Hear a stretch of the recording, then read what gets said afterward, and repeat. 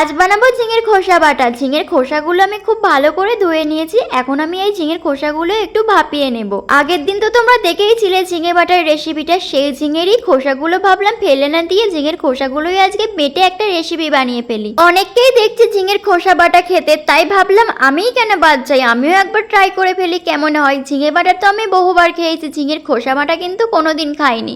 ঝিঙের খোসাগুলো খুব ভালো করে ভাপিয়ে নিয়ে মিক্সিতে সুন্দর একটা পেস্ট বানিয়ে নিয়েছি। এরপর আমি সর্ষের তেলে কালো জিরে, শুকনো লঙ্কা, পেঁয়াজ কুচি দিয়ে তারপর আমি ঝিঙের খোসাগুলো দিয়ে পরিমাণ মতো লবণ, অল্প একটু চিনি, যেভাবে আমি ঝিঙে বাটাটা করেছিলাম সেই পদ্ধতিতেই করেছি। খুব ভালো করে নাড়াচাড়া করে শুকনো শুকনো করে ভেজে নিয়েছি। এখন আমার ঝিঙের খোসা বাটা পুরোপুরিভাবে রেডি। 500 গ্রাম ঝিঙের থেকে ঝিঙের খোসা বাটাটা কিন্তু অনেকটাই হয়েছে।